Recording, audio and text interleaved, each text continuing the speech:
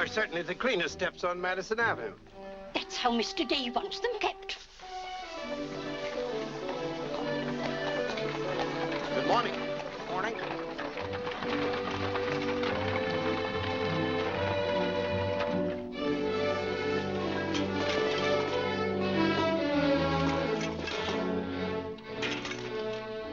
You're new here, aren't you? Just this morning. This is the way Mr. Day gets his milk. Get up.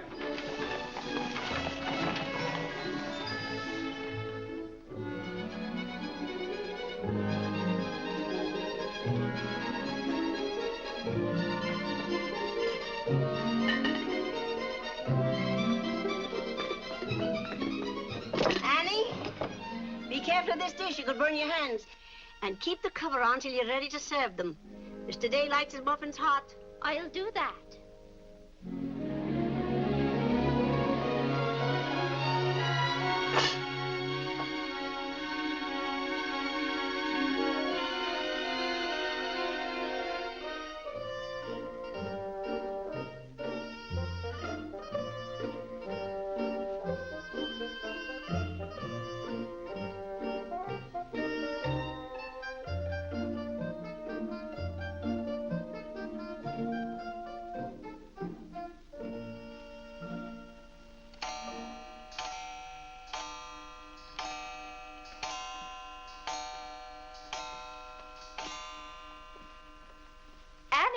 Is the table set for breakfast? Yes, ma'am.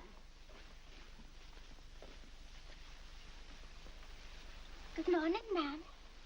Good morning, Annie. How are you getting along? All right, ma'am. I hope. Now, don't be nervous just because this is your first day. Everything's going to be all right. But I do hope nothing goes wrong.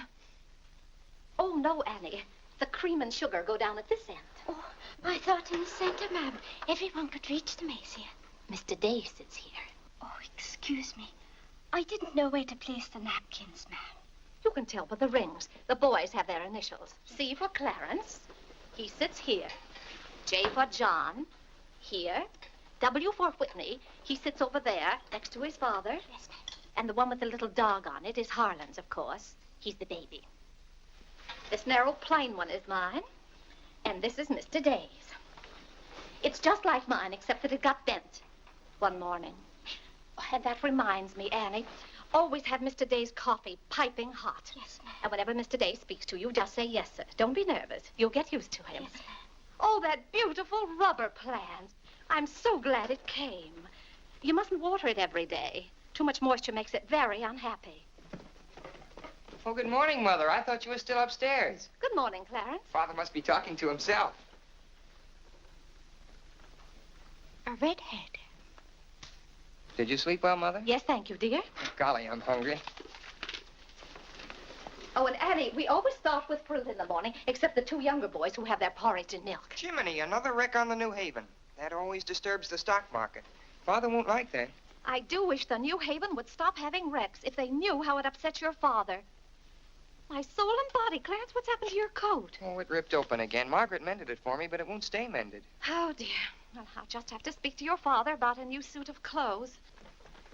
Clarence, why did you take my H2S so far out of our clothes closet? I've told you 100 times that closet's not to make experiments in. 2. Good morning, Mother. John, have you been making those chemical smells again? No, Mother. I'm making an electric battery. It'll ring a bell and everything. You know your father doesn't like electricity. But, Mother, everything's going to be electricity. Not in this house. Oh, God! What's the matter, Claire? What's wrong? Where's my necktie? Which necktie? The one I gave you yesterday.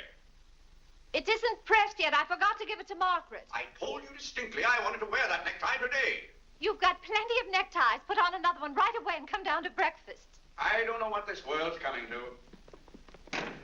Mother, may I have my breakfast early? I'm going to play baseball. 3. Whitney, before you leave the house, you have to study your catechism. But, Mother, they're going to let me pitch today. Good morning. Who won? The Giants, 7-3. Buck Ewing hit a home run. Let me see. Boys, don't wrinkle the paper before your father sees it. Mother, could you ask me my catechism now? I think I know it. Well, let's see. What is your name? Whitney Benjamin. Who gave you your... Come and help me down, Mother. steps to come down, Mom. Good morning, darling. Good morning, Mother. How's your finger? It itches. Good, that's a sign it's getting better. Come along.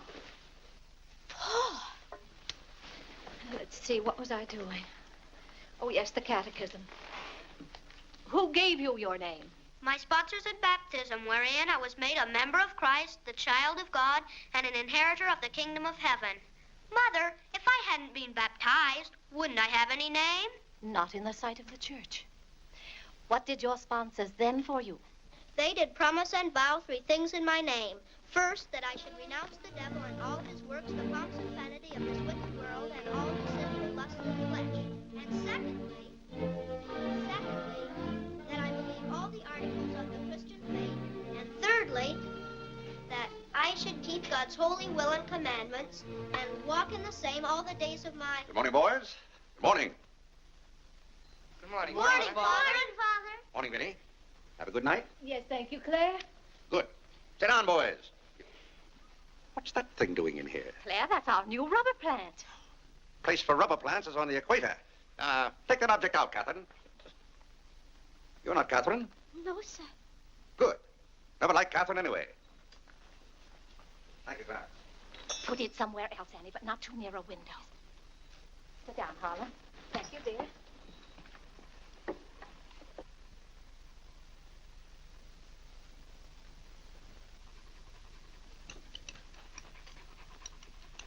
Where did that dog come from? She'll behave, Mother.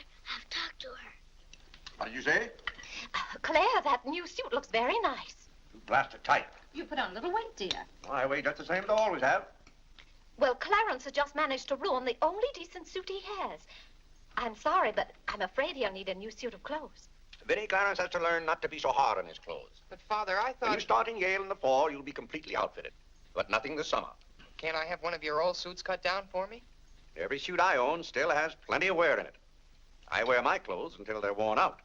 Well, if you want your clothes worn out, Clarence can wear them out much faster than you can. Yes, and, Father, you never get a chance to wear yours out. Every time you get a new batch of clothes, Mother sends the old ones to the missionary barrel. I guess I'm just as good as any old missionary. Clarence, before you compare yourself to a missionary, remember the sacrifices they make. Oh, I don't know, Vinny. I think my clothes would look better on Clarence than on some Hottentot. Have that dark sack suit of mine cut down to fit you.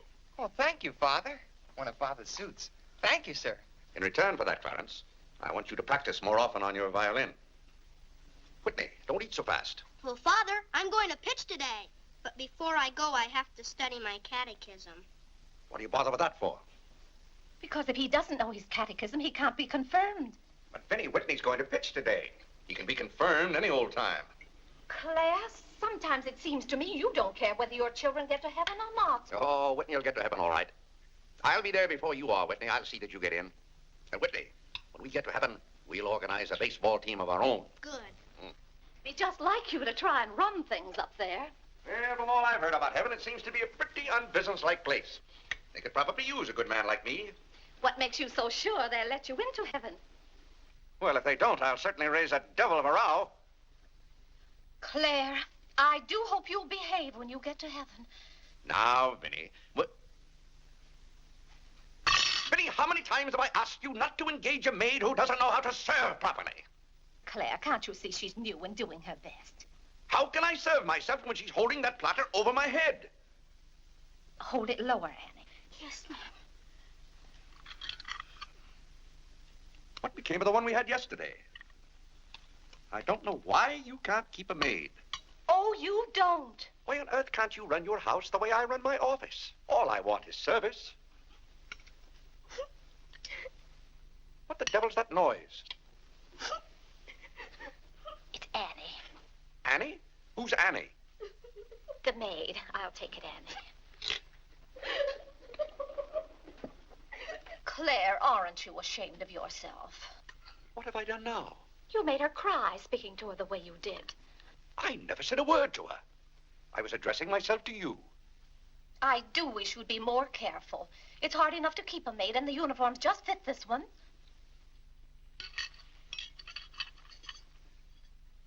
What's the matter, Claire? What's wrong?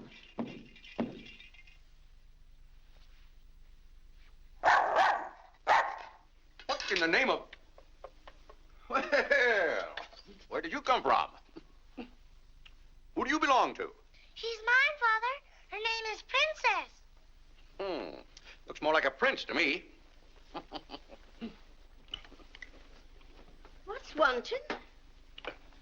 Margaret, this bacon's good. Oh, Well, it's good. yes, sir. Harlan, how's that finger? Come here, let me see it. Yes, Father. Ah, yes, that's healing nicely. I guess you'll know the next time that cats don't like to be hugged. It's all right to stroke them, but don't squeeze them. Now go back and finish your oatmeal. I don't like oatmeal. Go on and finish it. It's good for you. But I don't like it. I'll tell you what you like and what you don't like. You're not old enough to know about such things. You've no business not to like oatmeal. It's good. I hate it. That's enough. We won't discuss it. Eat that oatmeal at once.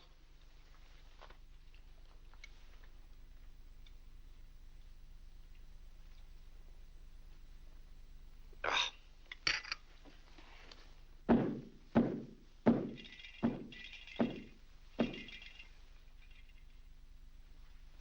John, that letter's for your mother. I finished my oatmeal, Father. May I be excused? Yes, Whitney, you may go. It's a good game. I will. Whitney? Yes, Mother. My catechism. Never mind this morning, darling. Run along. Thank you, Mother. What's wanted? Margaret, what is this? Coffee, sir. It is not coffee. You couldn't possibly take water and coffee beans and arrive at that. It's slops, that's what it is. Slops. Take it away. I come down to this table every morning hungry. Well, if you're hungry, Claire, why aren't you eating your breakfast? I am. Aunt Judith wants me to come up and visit her. Now, Vinny, I want no more relatives in this house. We are going to live here by ourselves, in peace and comfort. Claire, I was saying Aunt Judith wants me to visit her. Oh. Eat your oatmeal, dear. Now, what on earth is this?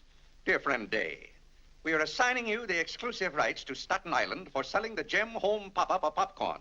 I think that's for me, Father. But then why isn't it addressed to Clarence Day, Jr.? Oh, it is. I wouldn't get mixed up in popcorn, Clarence. It's too indigestible.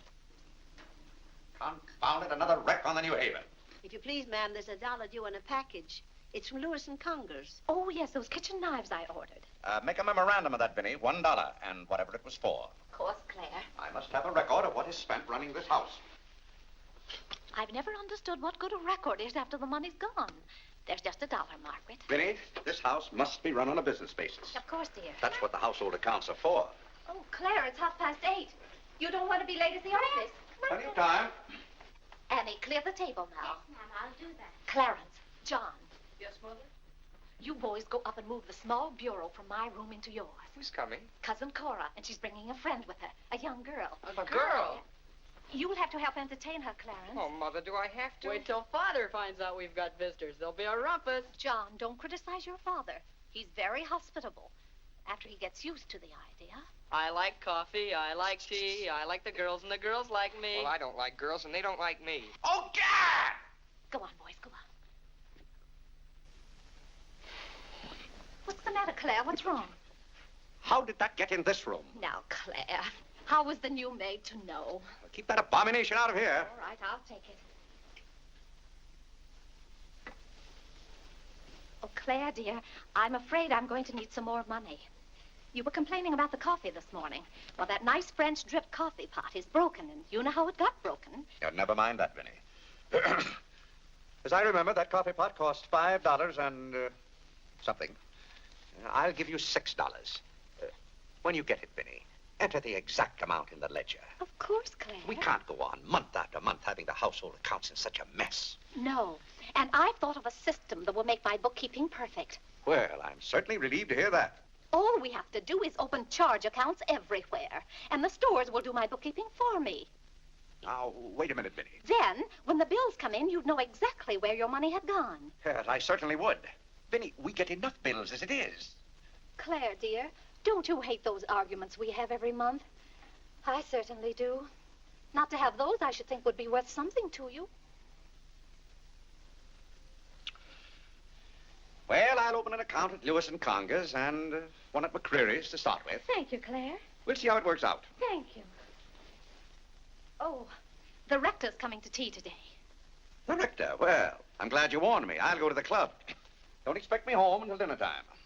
Claire, dear, I do wish you'd take a little more interest in the church. Getting me into heaven is your business, Vinny. If there's anything wrong with my ticket when I get there, you can fix it up. Everybody loves you so much, I'm sure God must, too. I'll do my best, Claire. It wouldn't be heaven without you. If you're there, Vinny, I'll manage to get in some way, even if I have to climb the fence. Sweet Marie, come to me, sweet Marie. Margaret! Margaret! Oh, yeah! What's the matter, Claire? What's wrong? Why did God make so many dumb fools and Democrats? Oh, politics. Yes, but it's taking the bread out of our mouths. Huh. Honest Hugh Grant. Honest, bah. Fine mayor you've turned out to be. If you can't run this city without raising taxes every 5 minutes, you'd better get out. Let someone who can. Richard Croker's running this town, and you're just his cat's paw. Tell me this. Are these increased taxes going into public improvements, or are they going into graft? Answer me that honestly, if you can, Mr. Honest Hugh Grant. You can't. I thought so. Bah! Don't order dinner. You were elected to office on the promise that you would put an end to all this thievery and corruption. Have you put an end to it? No. You've encouraged it. Every day there's some new raid on the public treasury. If you don't stop plundering the pocketbooks of the good citizens of New York, we're going to throw you and your boodle board of aldermen out of office. I'm warning you for the last time. It's robbery. That's what it is. Highway robbery. Annie. If you think we're going to submit to this... Take this fresh cup of coffee in to Mr. Day. Tell you, sir. But Mr. Day's Real got a estate owners visitor. of New York City are not going to tolerate these conditions any Nonsense. longer. Run along in now. We pay you a good round sum to watch after our interests, and all we get is inefficiency. I know you're an nincompoop, and I strongly suspect you of being a scalawag. You're not going to escape your legal responsibilities. Legal responsibilities? By gad, I mean criminal responsibilities. Don't think for 1 minute we're going to let you escape. We're going to throw you into jail.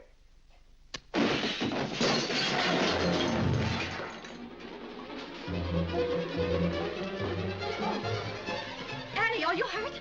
He can't throw me into jail. Vinny? Vinny, why can't I have quiet here in the morning? Claire, what happened? It sounded to me as though that maid dropped a whole tray of dishes. Yes, but what did you say to her? Say to her? I haven't seen her since breakfast. I've got to get to the office. Oh, yes, Claire, you don't want to be late. I'll be home in plenty of time for dinner. Why don't we have chicken fricassee tonight? Well, Claire, chicken's gone up. It's 8 cents a pound.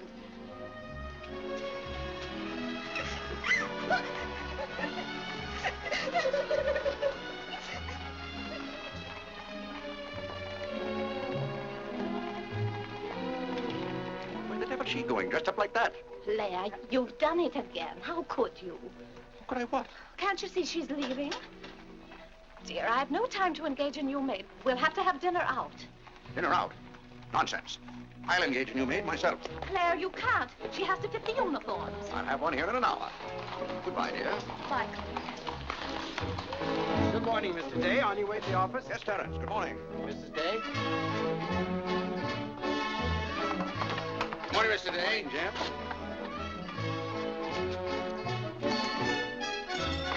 Get in.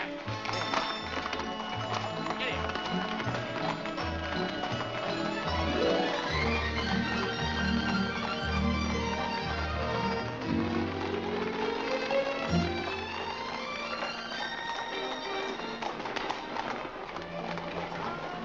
Cora, it's wonderful to see you.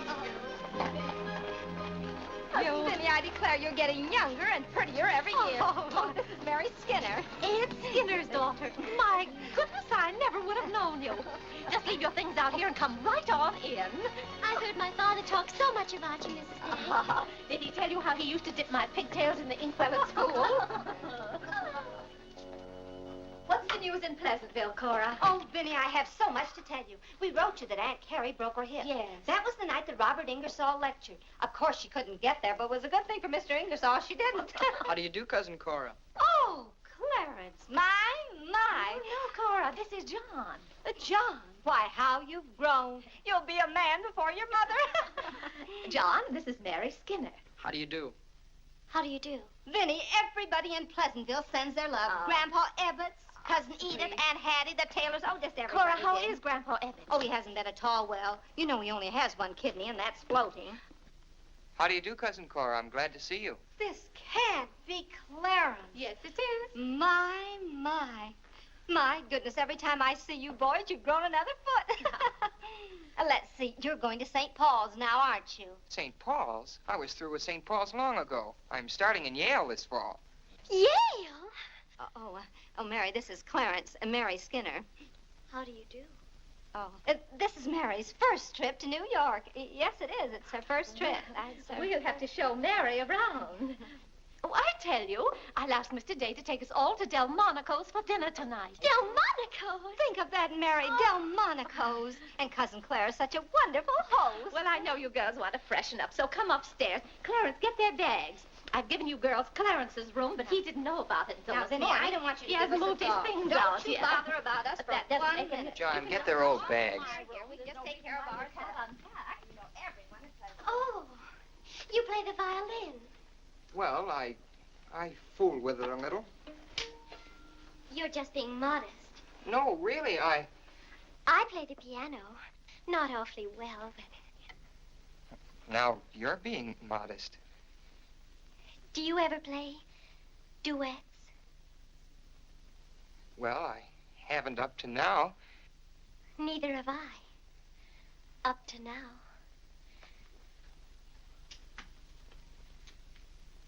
Cora didn't tell me about you. I never met a Yale man before.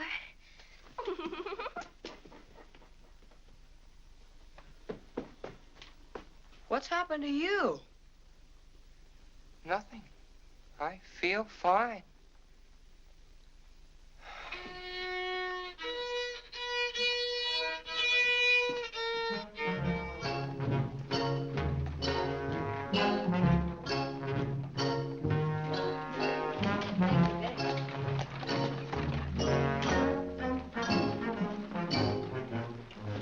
Where do you keep them?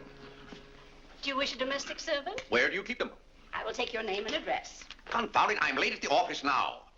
If you will give me the details as to what kind of person you require. I'm asking you where you keep them. Why, the girls are in there, but clients are not allowed in that room. If you will tell me the kind of a position you wish to have filled, I will be very glad to...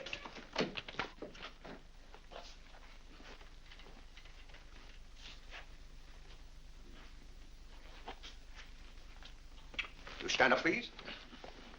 Sir, this is quite against the rules. I must know what you want the girl for. I'll take that one. What's your name? Hilda, sir. Hilda, you go right over to 420 Madison Avenue. I will, sir. That's all, thank you. Sir, before I can let any girl go from this establishment, I must know the character of the home in which she will be employed. Madam, I am the character of my home. My duty toward my neighbor is to love him as myself and to do unto all men as They should do unto me. they should do unto me. He really knows it. Well, he's done very well for so young a boy. May I go now? Yes, darling. Thank you, Dr. Lloyd. Not at all. Come on, Harlan. Wait for me. Ah, you and Mr. Day must be very proud of your children. I was hoping I'd find Mr. Day at home this afternoon. Well, he's usually home from the office by this time. Perhaps he's gone for a gallop in the park. It's such a fine day. He's very fond of horseback riding, I believe. Oh, yes. Tell me, has he ever been thrown from a horse? Oh, no. No horse would throw Mr. Day. I just thought he might have had some accident. I notice he never kneels in church. Oh, that's no accident. But I don't want you to think he doesn't pray. He does. Why, sometimes you can hear him all over the house. But he never kneels. Ah, perhaps that's Mr. Day now. I hardly think so. Oh, the devil, I forgot. Claire, you're just in time for tea. I'll send for some hot water. How are you, Dr. Lloyd? It's a great pleasure to have a visit with you, Mr. Day. Mother, are they back yet? No, Clarence, no. Except for a brief glimpse on the Sabbath, I don't see much of you. Well, Claire, did you have a busy day at the office? Devilishly busy. Claire, A very busy day. Tired out. How a man can get tired just sitting at a desk all day, I don't know. I suppose Wall Street is just as much a mystery to you as it is to me, Dr. Lloyd. No, it's all very clear to me. My mind often goes to the businessman. The picture I'm most fond of is when I envision him at the close of the day's work. I see him pausing in his toil, and it comes over him that all those figures of profit and loss are without importance or consequence. Vanity and dust. Well, I'll be... Claire? Yes, ma'am. Delia, some more hot water, please. Yes, ma'am. Who's that? The new maid. Where's the one I sent this morning? The uniform didn't fit. I like the one I picked out better. Claire, Dr. Lloyd wants to tell us about the plans for the new edifice. The new what? The new church. You knew we were planning to build a new church. Of course, we're going to have to raise a large sum of money. Well, personally, I'm against the church hopping, skipping, and jumping all over the town. So any contribution I make will have to be a small one. The amount everyone is to subscribe has already been decided. Who decided it? After considerable thought, we voted that our supporting members should each contribute a sum equal to the cost of their pew. I paid $5,000 for my pew. Yes, Claire, that makes our contribution $5,000. That's robbery. Do you know what that pew is worth today? $3,000. That's what the last one sold for. I've taken a dead loss of $2,000 on that pew already. Frank Baggs sold me that pew when the market was at its peak. He knew when to get out. And I'm warning you, Vinny, if the market ever goes up, I'm going to unload that pew. Clarence Day, how can you speak of the temple of the Lord as though it was something to be bought and sold on Wall Street? Now, Mrs. Day, your husband is a practical man. We've had to be practical about the new church. We have all the facts and figures. Oh? What's the property worth where we are now? Oh, let's see. Is it $40,000? I know the figure has a 4 in it. What's the new piece of property going to cost you? I think the figure I heard mentioned was $85,000. Or was it $185,000? Dr. Lloyd, you preach that someday we'll all have to answer to God. We shall indeed. Well, I hope God doesn't ask you any questions with figures in them. Mrs. Day is in the living room. Thank you. It's Cousin Cora.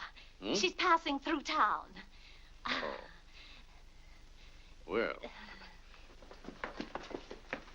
Oh, hello. Hello. Hello. Thank you for helping me. Come, Mary. Oh, Vinny, what a day. We've been in every shop in town. Why, Cousin Claire. Cora! My. You're as welcome as the flowers in May. This is Mary Skinner, Mr. Day. How do you do? I've been telling Mary all about you. She's been dying to meet you. Well, Dr. Lloyd, I want you to meet my favorite cousin, Miss Cartwright. How do you do? And this is Mary Skinner. Miss Skinner, Dr. Lloyd. How do you do? How do you do? This seems to be a family reunion. I'll just run along. goodbye, Dr. Lloyd. Goodbye, Miss Cartwright. goodbye. Goodbye. Oh, Clarence, you haven't said how do you do to Dr. Lloyd. Goodbye, Dr. Lloyd. Goodbye, everybody. I'll go to the door with you, Dr. Thank Lloyd. you, and thank you so much for the tea. Those muffins were delicious. And Who did you say this pretty little girl is? She said Skinner's daughter. This is Mary's first trip to New York. Oh, sit down, sit down. Have some tea. We had tea downtown. Oh, never mind then. Delia. Delia, sit down, sit down. Even if you have had tea, you can stay and visit for a while. As a matter of fact, why don't you both stay to dinner? That's all arranged, Claire. Cora and Mary are going to have dinner with us. Fine, fine. Of course, you'll just have to take potluck. Well, I'd hardly call it pot. Claire, did you know the girls are going to visit Aunt Judith in Springfield for a whole month? Fine. Now, how long are you going to be in New York, Cora? All week. Splendid. We'd hope to see something of you. Well, you certainly will. Cora, did you find anything you wanted in the shop? Oh, I can't wait to show you. Oh, but I'm afraid some of these packages can't be opened in front of Cousin Claire. Shall I leave the room?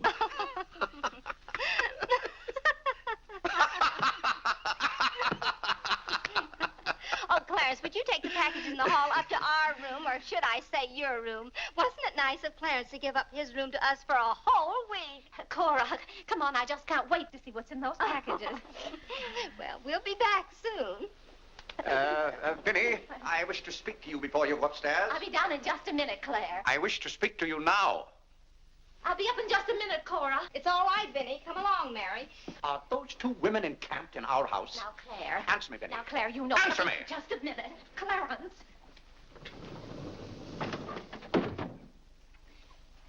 Now, Claire, you know you've always been fond of Cora. What has that to do with her planking herself down in my house and bringing hordes of strangers with her? How can you call that sweet little girl a horde of strangers? Why don't they go to a hotel? New York is full of hotels built for the express purpose of housing such nuisances. Claire, two girls alone in a hotel? Why, who knows what might happen to them? All right, then put them on the first train. They want to roam with the gypsies? Lend them a hand. Keep them roaming. But, Claire, they're just staying in that little room of Clarence's. The trouble is they don't stay there. They stay in the bathroom. Every time I want to take my bath, it's full of giggling females, washing their hair. I tell you, I won't have it. Send them to a hotel. I'll pay the bill gladly, but get them out of here. Father, I'm afraid they can hear you upstairs. Then keep those doors closed. Clarence, you open those doors. Open them all the way. Now, Claire, you be quiet and behave yourself. They're here, and they're going to stay here. That's enough, Vinny. I want no more of this argument.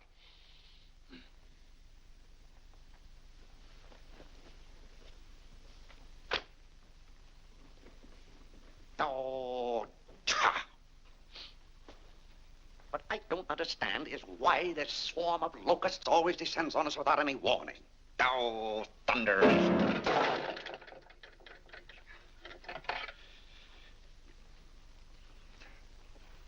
Vinny. Dear Vinny.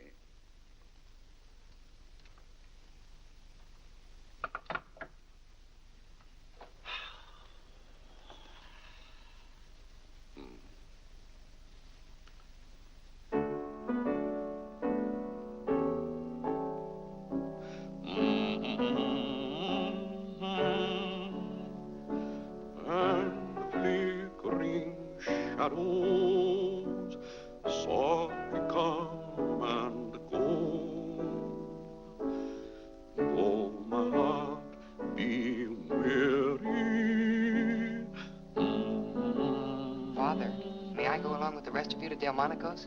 What's that, Delmonico's? You're taking Mother, Cousin Cora, and Miss Skinner to Delmonico's for dinner tonight. Oh, Gad! I won't have it. I won't have it. I will not have my life arranged for me. I bought this house for my own comfort. I will not submit myself to this indignity. Now, Claire, what's the matter? I won't stand it. By heaven, I won't stand it. Clarence. Do I understand that I am not permitted to have dinner in my own home? Oh, Claire, a little change will do you good. I have a home to have dinner in, and any time I can't have dinner at home, this house is for sale. Well, Claire, you can't have dinner here tonight because it isn't ordered. And besides, Cora and Mary want to see something of New York. Well, that's no affair of mine. I am not a guide to Chinatown and the Bowery. Oh, Mr. Day, I just love your house. I could live here forever.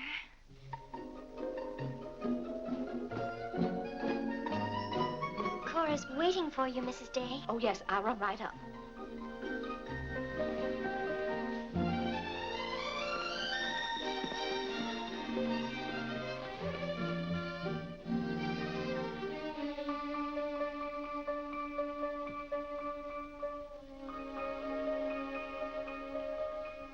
I'm glad you like our house, Miss Skinner.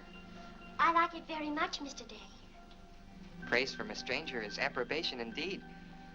At home, our living room is green. I like green. I like green, too. Red's my favorite color. It's an interesting thing about colors. Red's a nice color in a house, too, but outside, too much red would be bad. I mean, for instance, if all the trees and the grass were red. Outside, green's the best color. That's right. I never thought of it that way. But when you do think of it, it's quite a thought. I bet you make your mark at Yale. Oh. My mother wants me to go to college. Do you believe in girls going to college? I guess it's all right if they want to waste that much time. Before they get married, I mean. I'm glad you're fond of music, Mr. Day. Oh, hello. Look, a new youth companion. John enjoys the youth's companion. John. Won't you sit down? Oh, thank you. It tells all about connecting batteries in series. John, Miss Skinner and I were talking. Oh, that's all right. You won't bother me. Jiminy, there's where I made my mistake. I didn't mix enough blue vitriol with it.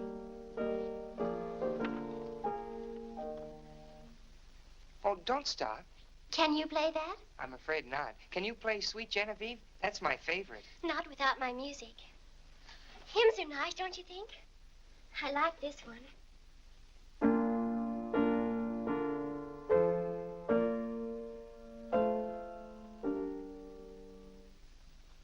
That's funny.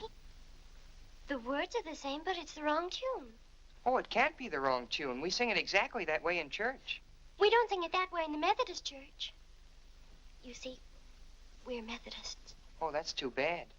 Oh, I don't mean it's too bad that you're a Methodist. Anybody's got a right to be anything they want, but what I mean is, we're Episcopalians. Yes, I know. Anyway, the words are the same. Shall we begin?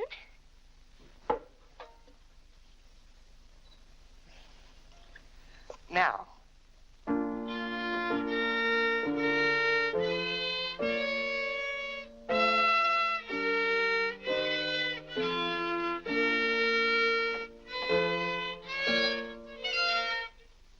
Oh, dear.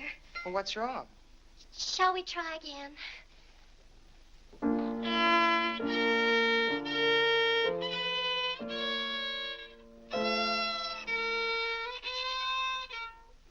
It must be my fault. Oh, no, it's my fault. No, you're the Episcopalian.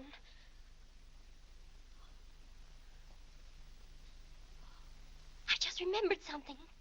My father was an Episcopalian. He was baptized an Episcopalian. He was an Episcopalian right up to the time he married my mother. She was the Methodist. Oh. Oh, well, let's try it again, then.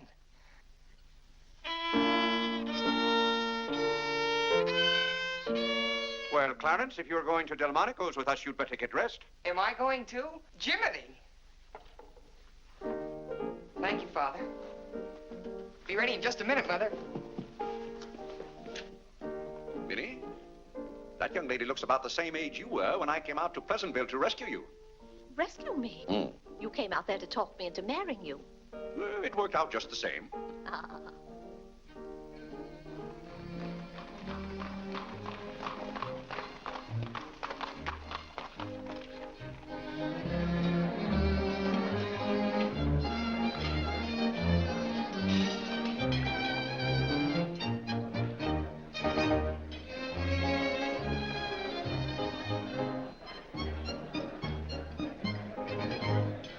L'addition, François. Oui, monsieur, tout de suite. Louis, l'addition pour monsieur Day. Oui, monsieur. Alors, vite, vite. Tout de suite. Alors, vite, vite, tout de suite. Cette sauce diable était délicieuse. Merci, monsieur. Je suis content que monsieur soit satisfait. Merci, monsieur. Bon. France. Oui. No cooking like the French. Claire, it was so nice of you to invite Cora and Mary here their first night. It's been a pleasure. Mr. Day, have you always been an Episcopalian? I've always gone to the Episcopal Church, yes. But you weren't baptized a Methodist or anything, were you? You were baptized an Episcopalian? Come to think of it, I don't believe I was ever baptized at all. Claire, that's not very funny, joking about a subject like that. I'm not joking. I remember now, I never was baptized. Claire, that's ridiculous. Everybody's baptized. What? I'm not. No one would keep a little baby from being baptized. You know father or mother, free thinkers, both of them. They felt their children should decide those things for themselves. But Claire... I remember when I was 10 or 12 years old, Mother said I ought to give some thought to it, but I never got around to having it done to me. Claire, do you know what you're saying? Yes, I'm saying I've never been baptized. Then something's got to be done about it right away. Now, Fiddy, don't get excited over nothing. Why haven't you ever told me? Well, what difference does it make? I've never heard of anyone who wasn't baptized. Even the savages in darkest Africa. Well, it's all right for savages and children. But if an oversight was made in my case, it's too late to correct it now.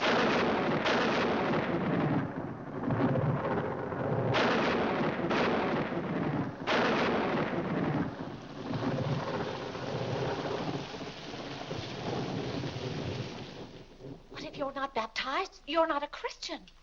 Why, confound it, of course I'm a Christian. A mighty good Christian, too. A lot better Christian than those psalm singers in church. But you can't be if you won't be baptized. I won't be baptized, and I will be a Christian. I'll be a Christian in my own way. Claire, don't you want to meet us all in heaven? Of course, and I'm going to. But you can't go to heaven if you're not baptized. Ah, that's a lot of folderol. Clarence Day, don't you blaspheme like that. You're coming to church with me before you go to the office in the morning and be baptized then and there. Vinny, don't be ridiculous. If you think I'm going to stand there and let Dr. Lloyd splash water on me at my age, you're mistaken. No, I'm sleepy. Good night, Vinny.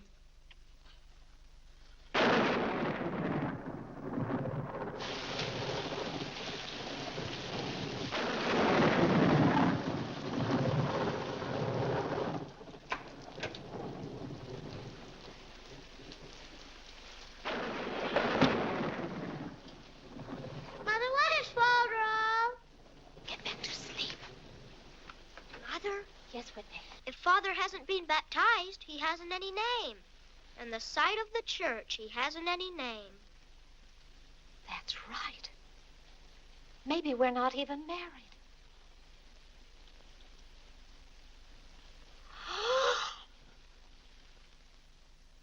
We, thine unworthy servants, do give thee most humble and hearty thanks for all thy goodness and loving kindness to us and to all men.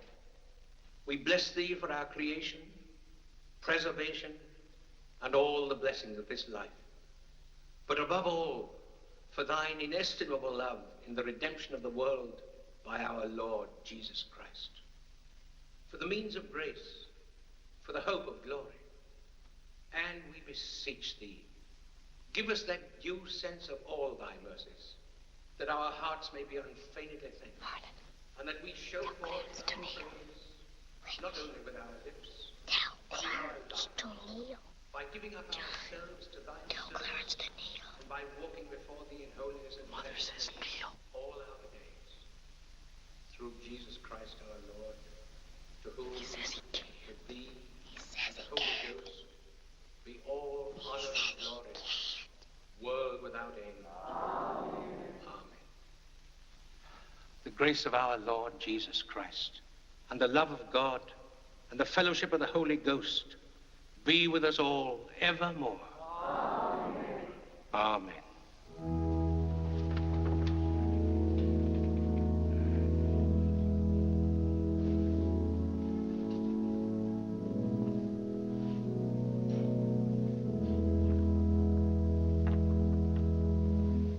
And so, my friends, what comfort and security it gives us when we have reached the age of understanding to know that the rite of baptism has not been neglected in our infancy or youth. Can you imagine any man who has reached maturity with the knowledge that he had never been baptized, failing to hasten to the holy font that his soul might be saved? As it says in the baptismal office, except a man be born of water and of the Spirit, he cannot enter into the kingdom of God. He that believeth and is baptized shall be saved, but he that believeth not shall be damned. What's that follow up to? He can't be. Which also showeth us the great benefit we reap thereby. He that is baptized showeth great benefit. But he that believeth not cannot enter into the kingdom of God. Says, for the promise is to you and to your children. Doubt ye not, therefore, but earnestly believe.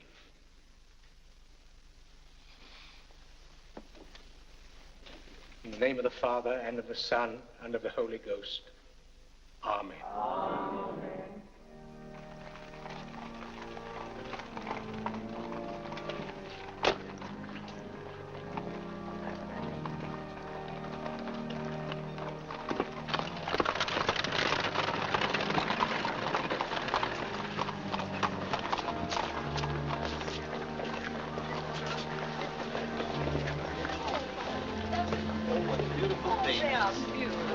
Morning. This is William Tyler Wickersham. And this is Wilhelmina Eugenia Wickersham. What a lovely day for them to be baptized. The happiest day of my life. Sure it is. Lovely, sir. Thank you, Mrs. Dale.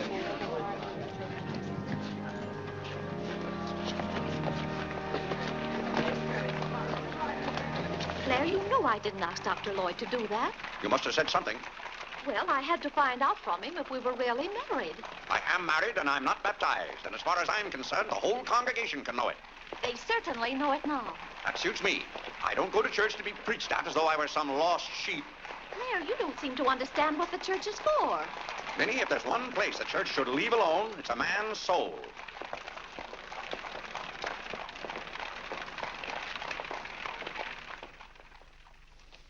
Well, he's going to be baptized, Cora. You mark my word. I just couldn't go to heaven without Claire. Why, I get lonesome for him even when I go to Ohio. It's awfully hard on a woman to love a man like Claire so much.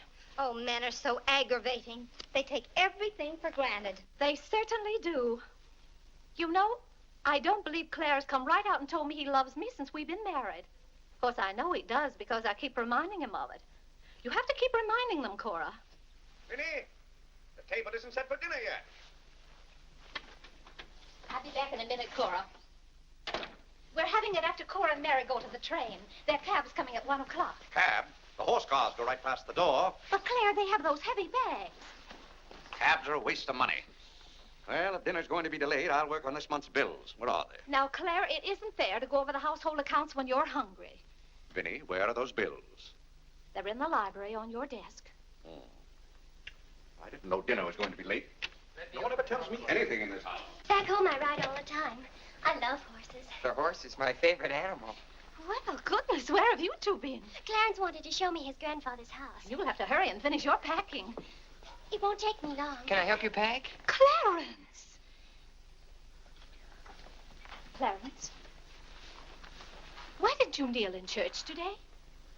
I just couldn't. If it's because your father doesn't kneel, you must remember he wasn't brought up to kneel in church. But you were. Has it anything to do with Mary? I know she's a Methodist. Oh, no, Mother. Methodists kneel. Mary told me. They don't get up and down so much, but they stay down longer. Clarence, you want to kneel, don't you? Oh, yes, I wanted to kneel today. I tried. You saw me try, but I just couldn't. Is that suit of your father's too tight for you? No, it's not too tight. Well, what is it? Mother, very peculiar things have happened to me since I started to wear this suit. I can't seem to make these clothes do anything Father wouldn't do. Oh, that's nonsense, Clarence. And not to kneel in church is a sacrilege. Making Father's trousers kneel seemed more of a sacrilege. Clarence! Do you know what happened at Dora Wakefield's party for Mary last night? We were playing musical chairs, and some girl sat down suddenly right on my lap. Well, I jumped up so fast she almost got hurt. She was sitting on Father's trousers. Well, Mother, I've got to have a suit of my own. My soul and body. Well, you'll just have to talk to your father about it. I'm sure if you approach him the right way, you know, tactfully, he'll see. Oh, excuse me. Gracious. It didn't take you very long. Well, I'll see about your box lunch for the train. Remember, it's Sunday.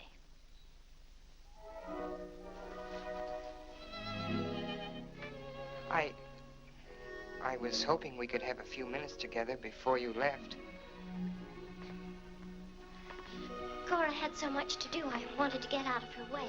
Well, didn't you want to see me? I did want to tell you how much I've enjoyed our friendship. Oh, hello. Mother told us to sit in the living room till dinner's ready. Not on the best sofa. Hello. Hello. Have you ever been out on our porch? Oh, yes. Well, let me show it to you. It's awfully hard to grow up in a family with children. My, I've never known a week to pass so quickly. Why, Yes? Yes? Yes? You're going to write me when you get to Springfield, aren't you? Of course. If you write me first. But you'll have something to write about, your trip and Aunt Judith and how things are in Springfield. You write me as soon as you get there. Maybe I'll be too busy. Maybe I won't have time. Well, you find the time. Let's not have any nonsense about that. You'll write me first, and you'll do it right away, the first day. How do you know I'll take orders from you? Well, I'll show you. Give me your hand. Why should I? Give me your hand, confound it. What do you want with my hand? I just wanted it. What are you thinking about? I was just thinking. About what? I was hoping you'd write me first, because that would mean you liked me. Well, what's my writing first got to do with liking you? You do like me then. Of course I do. I like you better than any girl I ever met. But you don't like me well enough to write first. Well, I don't see how one thing's got anything to do with the other. But a girl can't write first because she's a girl. Well, that's nonsense. If a girl has something to write about and a fellow hasn't, there's no reason why she shouldn't write first. You know, the first few days I was here, you'd do anything for me. And then you changed. You used to be a lot of fun. Then all of a sudden you turned into an old sober sides. Why, you even dress like an old sober sides. What's the matter? I just happened to remember something. What?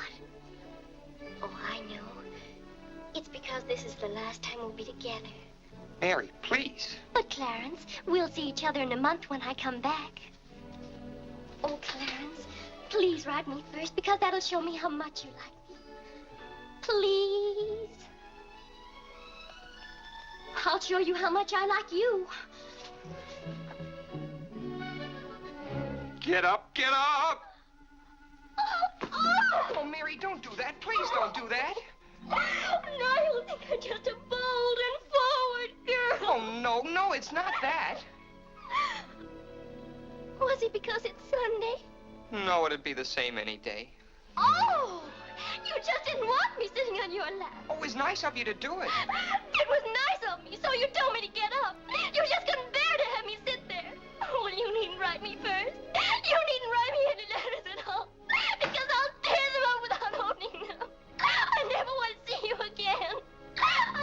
Oh, Mary, listen to me. Mary, please. Oh, Mary.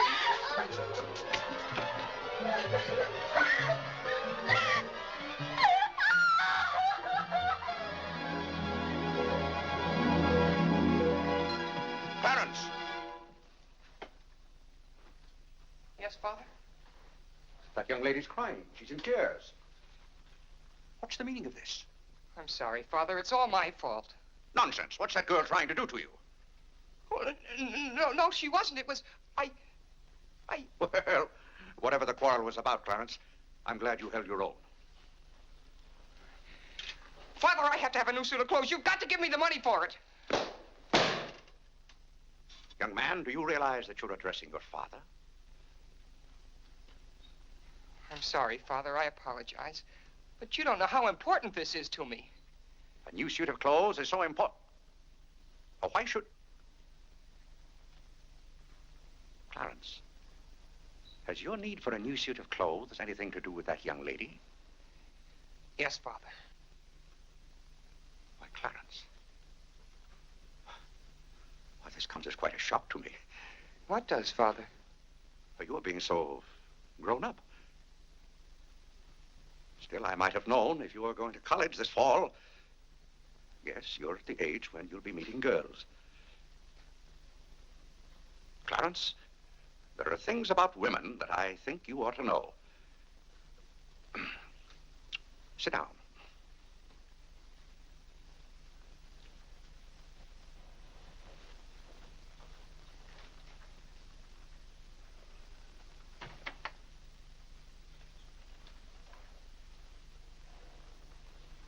Yes, I think it's better for you to hear this from me than to have to learn it for yourself. Clarence, women aren't the angels that you think they are. Well, now, first let me explain this to you. You see, Clarence, we men have to run this world. And it's not an easy job. It takes work. And it takes thinking. A man has to reason things out. Now you take a woman. A woman thinks... No, I'm wrong right there. A woman doesn't think at all. She gets stirred up. And she gets stirred up over the most confounded things. Now, I love my wife just as much as any man, but that doesn't mean that I should stand for a lot of falderall. By gad, I won't stand for it. Stand for what, Father? That's the one thing I shall not submit myself to. Clarence, if a man thinks a certain thing is wrong, he shouldn't do it. If he thinks it's right, he should do it. Now, that has nothing to do with whether he loves his wife or not. Who says it has, Father? They do. Who, sir? Women. They get stirred up. And then they try to get you stirred up, too. But don't you let them do it, Clarence. Don't you let them do it. Now, if you can keep reason and logic in the argument, a man can hold his own, of course. But if they can switch you, pretty soon the argument's about whether you love them or not. I swear I don't know how they do it. But don't you let them, Clarence. Don't you let them. I see what you mean so far, Father. If you don't watch yourself, love can make you do a lot of things you don't want to do. Exactly. But if you do watch out and know just how to handle women, then you'll be all right. All a man has to do is be firm. You know how sometimes I have to be firm with your mother. Yes, but Father, what can you do when they cry? Well, that's quite a question. You just have to make them understand that what you're doing is for their good. I see. Now, Clarence, you know all about women.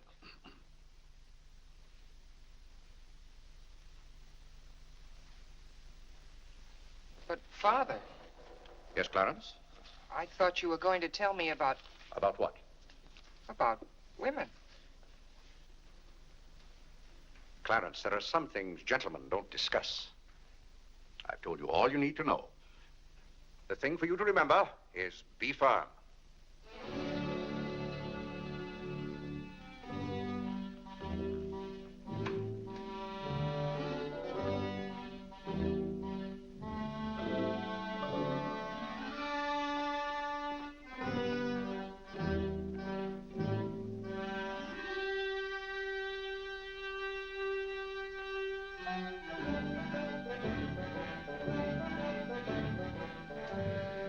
Mary, when you get to Springfield, the very first thing you...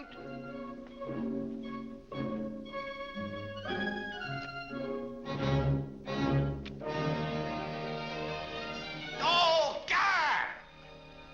What's the matter, Claire? What's wrong? Sit down, Vinny.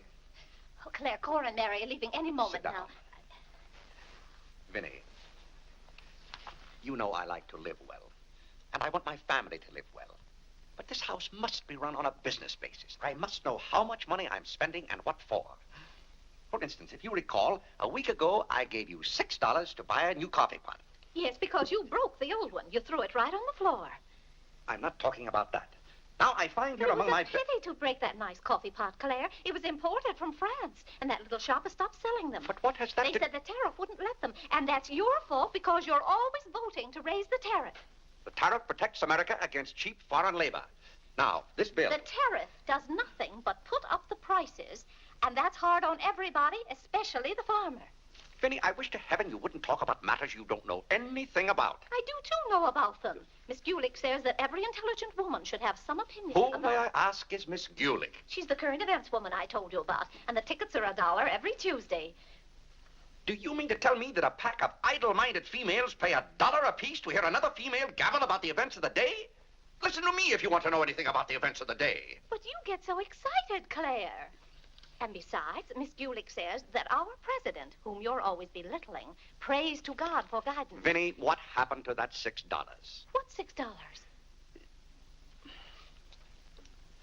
I gave you $6 to buy a new coffee pot. Now I find that you apparently got one at Lewis and Conger's and charged it. Here's the bill. One coffee pot, $5. So you owe me $1, and you can hand it right over. I'll do nothing of the kind. What did you do with that $6? Well, Claire, I can't tell you now, dear. Why didn't you ask me at the time? I give up. Wait a minute. I spent $4.50 for that new umbrella. Now we're getting somewhere. One umbrella, $4.50. And that must have been the week I paid Mrs. Tobin for 2 extra days washing. Mrs. Tobin. That's $2 more. That $2. makes $6.50, and that's another 50 cents you owe me. I don't owe you anything. What you owe me is an explanation of where my money's gone. I do the best I can to keep down expenses. You know yourself, Cousin Phoebe spends twice as much as we do. Don't talk to me about your cousin Phoebe. You talk about your own relatives enough. That's not fair, Vinny. When I talk about my relatives, I criticize them. I can't even speak of Cousin Phoebe. You can speak about all you want to, but I won't have Cousin Phoebe or anyone else dictating to me how to run my house. I didn't say a word about her dictating. Claire, you know she isn't that. You said... Well, I don't know what you said now. You never stick to the point. Now, we're going over this account book, item by item. I find here a bill for $38. I don't know what you expect of me. I tire myself out chasing up and down those stairs all day long, trying to look after your comfort, to bring up our children. I do the mending and the marketing. Now you want me to be an expert bookkeeper, too.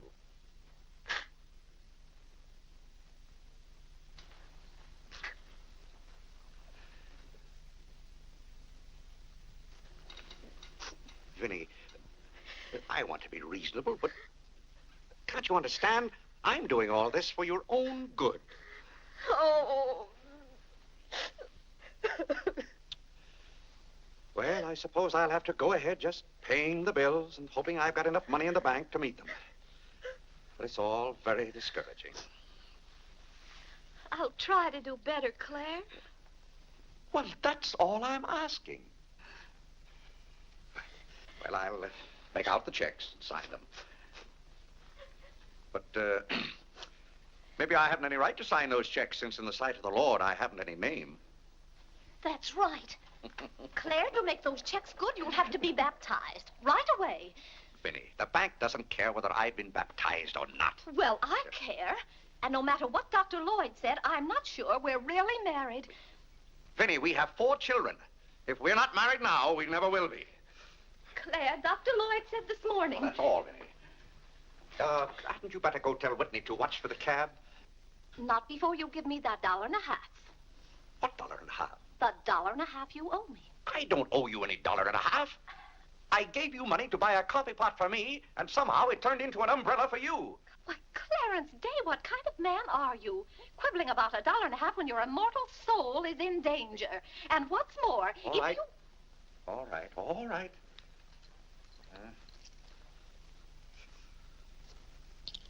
Thank you, Claire. Now the accounts are all straight again.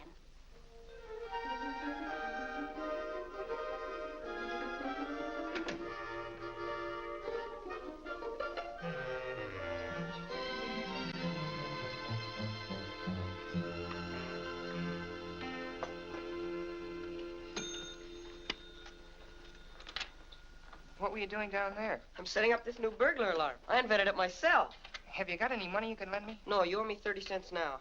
Well, I'll give you my stamp collection and my piece of John Wilkes Booth's finger. How much? Enough to get a new suit of clothes? If you can wait a month till I hear from the patent office in Washington, I may be rich. Well, I can't wait that long. Maybe I could get it sooner. I'm going to look into something else tomorrow. Wanted, an energetic young man to sell household necessity. Liberal commission. Apply 312 what? John, let me have this job. Why should I give you my jobs? They're hard to get. But I've got to get a new suit of clothes. Maybe I could get the job for both of us. I'll ask the man.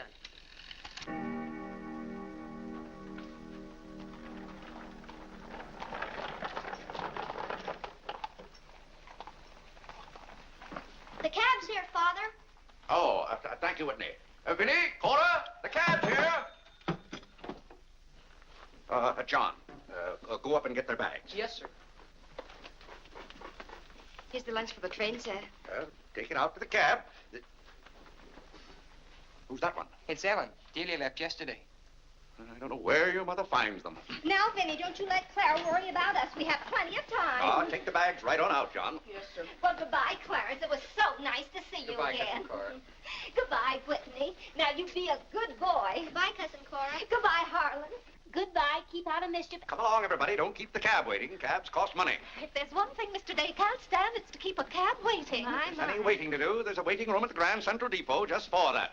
Mary, aren't you even going to shake hands with me? I don't think I'd better. You may remember that when I get too close to you, you feel contaminated. Mary, you're going to write to me, aren't you? Are you going to write first? No, Mary. There are times when a man must be firm. Mary, Mother says you better hurry out before Father starts yelling. It's Sunday. Goodbye, John. I'm very happy to have made your acquaintance. Thank you. May I help you? No, thank you.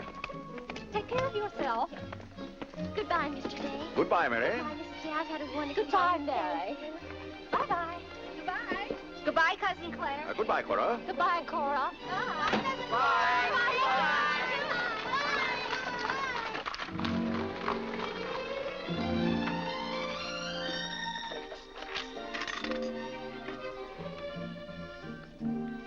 Dear Mary. My duty toward my neighbor is to love him as myself and to do to all men as I would they should do unto me. Has Father gone to the office yet? Come on, let's go to the ball field. I've got to guard this box till John comes back. It's his burglar alarm. It wouldn't work, so he fixed it. We're going to put it back in the dining room after Father goes to the office. Are there burglars around? Everywhere. Oh.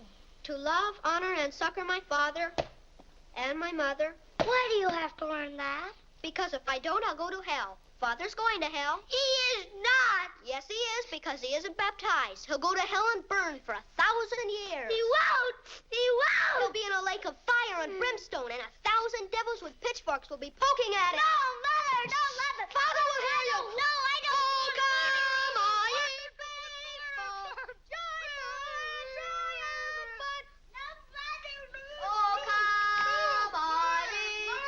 What's that noise? Just singing, Father.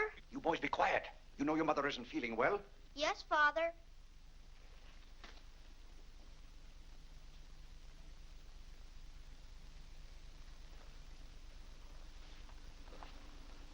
What did your mother say? She says she doesn't want any breakfast. Now, why does your mother do that to me? She knows it just upsets my day when she doesn't come down to breakfast. A special delivery, sir. Thank you. Thank you. Where's John this morning? Well, John had his breakfast early, Father, and went out to see about something. See about what? Well, John and I thought we'd work this summer and earn some money. Good. Work never hurt anyone. It's good for them. But if you're going to work, work hard. King Solomon had the right idea about work. Whatever thy hand findeth to do, Solomon said, do thy doggonedest. Well, I don't understand this at all. Here's a letter from some woman I never even heard of. Oh, Father. Oh, gad! What is it, Father? This woman claims that she sat on my lap and that I didn't like it. Huh. What's that word? No, that one down there. It looks like curiosity. Oh. I only opened your letter as a matter of curiosity. Huh. Yes, go on. Why, this gets worse and worse. It just turns into a lot of sentimental, lovey-dovey mush. Tcha! If this is someone's idea of a practical joke. What's the matter, Claire? What's wrong? Nothing wrong. Just a fool letter. How are you feeling, Vinny? I thought you needed me. If you don't, I'll go back to bed. Oh, no. Come sit down and get some food in you. Do you good. Build up your strength. Yeah, here, sit down. Here, what's this one's name? Nora. Nora, get Mrs. Day some bacon and eggs. No, Nora. No, bring me a cup of tea up to my room. Yes, ma'am. Oh, Vinny, it's just weak to give in to an ailment. I notice when you have a headache, you yell and groan and swear enough. Well, that's to prove to the headache that I'm stronger than it is. I think I've caught some kind of germ. Some of my friends have had to send for the doctor. The doctor? Oh, poppycock. But Claire, dear, when people are ill, you have to do something. Certainly I have to do something. Cheer them up. That's the way to cure them. How would you go about cheering them up? I? Oh, I'd tell them, bah.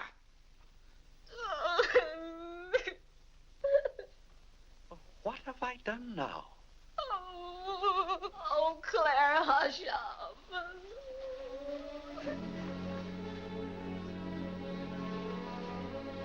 Hey, I didn't mean to upset you.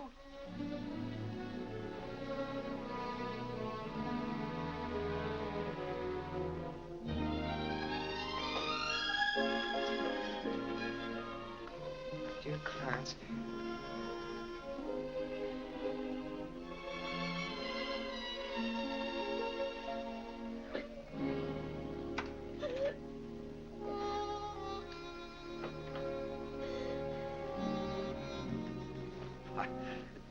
I was just trying to help you.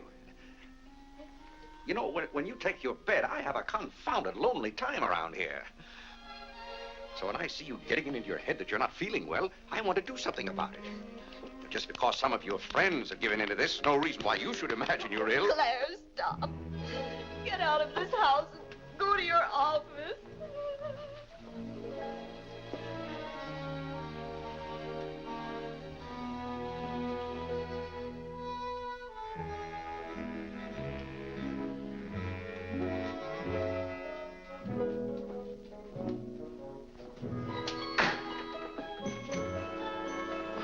Did you get the job? Yes, for both of us. Look, I've got it with me.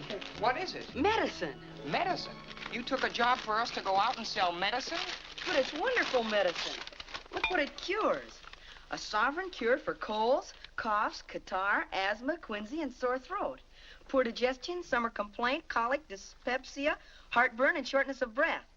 Lumbago, rheumatism, heart disease, giddiness, and women's complaints. Nervous prostration, St. Vitus dance, jaundice, la grippe, proud flesh, pink eye, seasickness, and pimples.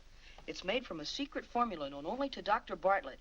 We get 25 cents commission on every bottle we sell, and he's giving us the territory of all Manhattan Island. Well, lots of fathers and mothers' friends have some of those diseases. Let's start out by calling on them. Yes. Oh, what if they ask us if we use it at our house? Oh, yes, it would be better if we could say we did. Excuse me? Oh, is that the tea for Mrs. Day? Yes. Well, I'll take it up to her. Oh, thank you. Right away now, while it's hot. What's the matter with Mother? I don't know. She was just complaining. Say, it says here it's good for women's complaints. Here.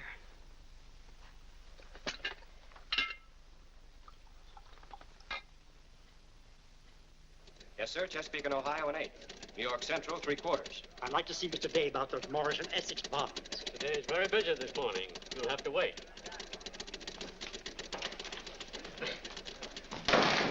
Where's Father? Well, Master Whitney, have you come to pay us a visit? Where's Father? He's busy in his office with a customer. Master Whitney! But, Mr. Day, the president of the firm is... Father, you have to come home right away. What's the meaning of this? Who sent you down here? Your mother? No, sir. Mother's ill. She's terribly ill. Did the doctor send you for me? No, sir. It was Margaret. Margaret? Margaret says you're to come home right away and no nonsense. Perkins, go down and stop the first cab you see. A cab, sir? For you, Mr. Day? Yes, I want a cab, and no nonsense. Yes, sir. I'm sorry, Mr. Hopkins.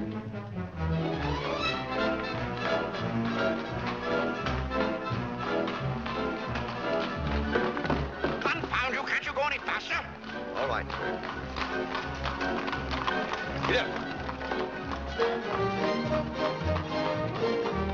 Get up there, do you hear me? Get up!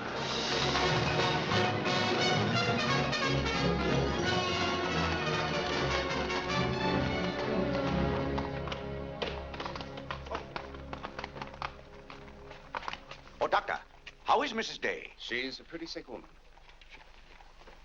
Oh, what's wrong with her? Well, do you know or don't you? What did Mrs. Day have for breakfast this morning? Not a thing. I tried to get her to eat something, and she wouldn't. I can't understand it. Understand what? These violent attacks of nausea. It's almost as though she were poisoned. Poisoned? Let me take your cab. I'll try not to be gone more than 10 or 15 minutes. And, Mr. Day, you're not to go into a room. You'd better get her well. Right away, or you'll hear from me. Turn west on 47th Street. Get up, get up.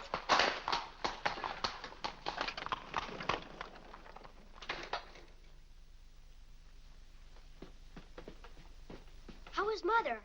I don't know. Well, she better be good and sick, or Father may be mad at me for getting him up here. Especially in a cab. Has your father come? Yes, just now. Where are you going, Margaret? I have to go for the minister.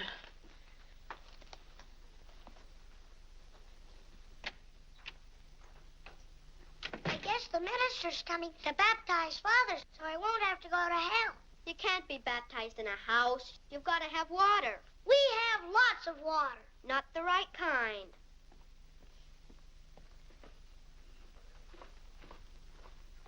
Is Mother better, Father? How can I tell? She wouldn't let me in the room with her. These confounded doctors never know what's the matter with anybody.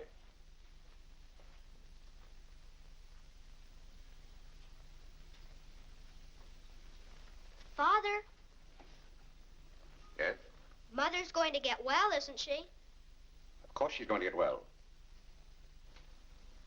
Father, may we come in? It's lonesome without Mother. Yes, it is, Harlan. It's lonesome. Come in, boys.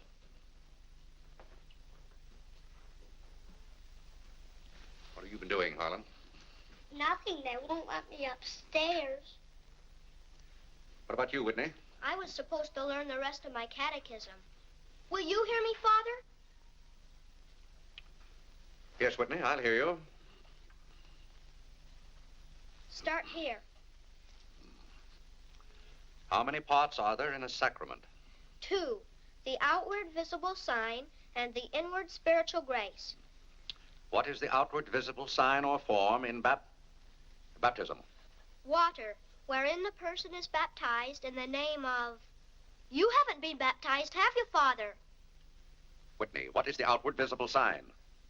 Water, wherein the person...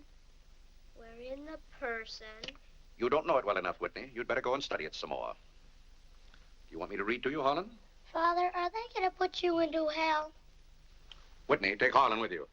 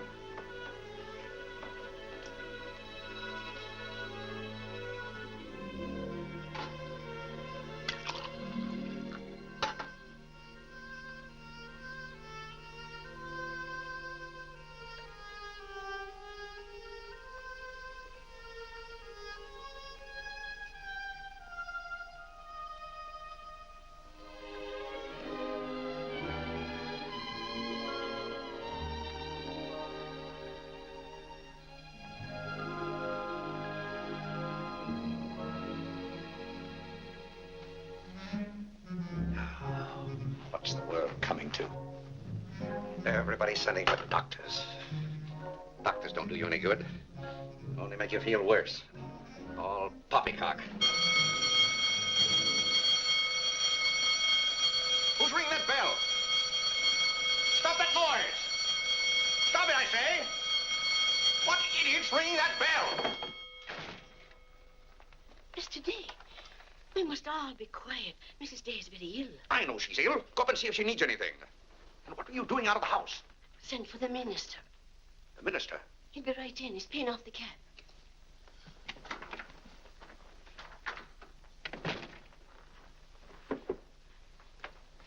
I was deeply shocked to learn the serious nature of Mrs. Day's illness. Will you take me up to her? She's resting now. She can't be disturbed. The doctor will be back in a minute. Mrs. Day has been a tower of strength in the parish. Everyone liked her so much. Yes, she was a fine woman. I wish to heaven you wouldn't talk about Mrs. Day as if she were dead.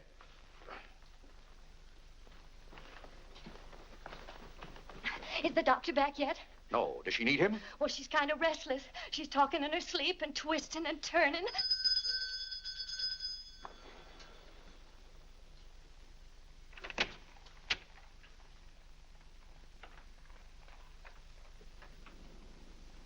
Well, Doctor, it seems to me that was a pretty long 10 minutes. See here, Mr. Day, if I'm to handle this case... How can you handle it if you're out of the house?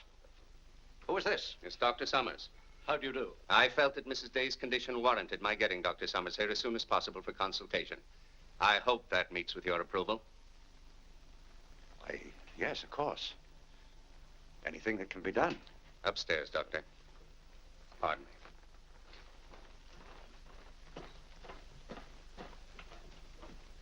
Mrs. Day is in good hands now, Mr. Day. There's nothing you and I can do at the moment to help. Dr. Lloyd. Yes? There's something that's troubling Mrs. Day's mind. Oh? I think you know what I refer to. Yes. You mean the fact that you've never been baptized? Yes, I gathered that you knew about it from your sermon last Sunday. But let's not get angry. I think something had better be done about it. Yes, Mr. Day? When the doctors get through up there, I want you to talk to Mrs. Day. I want you to tell her something. Why, I'd be glad to. You're just the man to do it. She shouldn't be upset about this. I want you to tell her that my being baptized would just be a lot of confounded nonsense. But, Mr. Day... No, she'd take your word on a thing like that. And we both must do everything we can to help her now. But the solution is so simple. It would take only your consent to be baptized. That's out of the question. And I'm surprised that a grown man like you would suggest such a thing.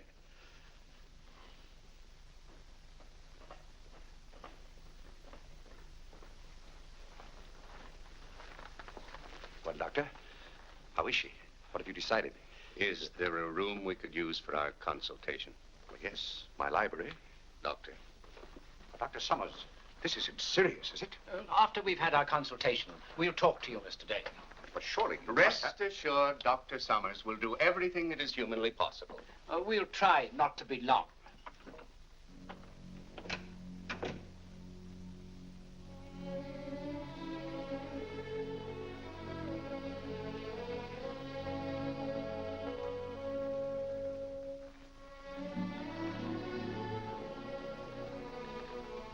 Tell me, this Dr.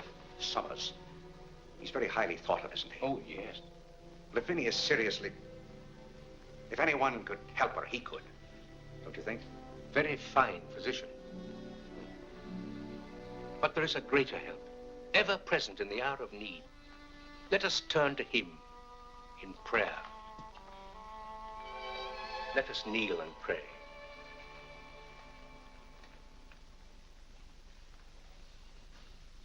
Let us kneel and pray.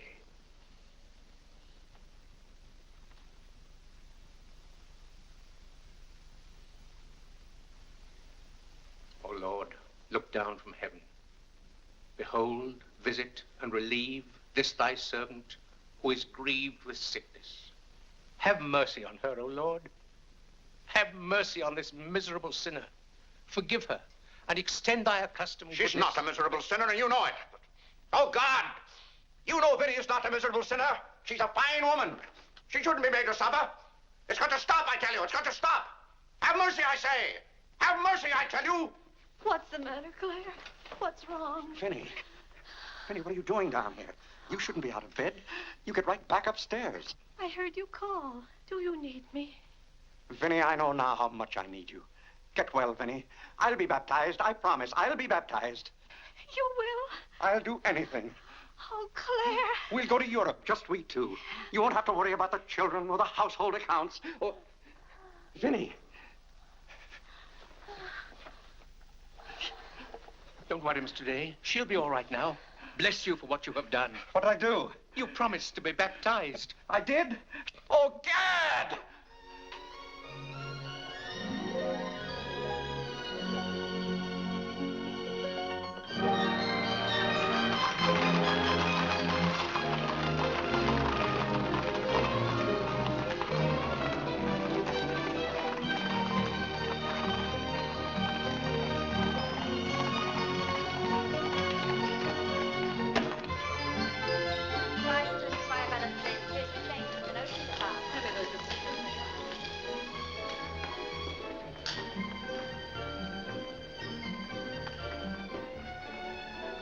Isn't it drafty here, Mother?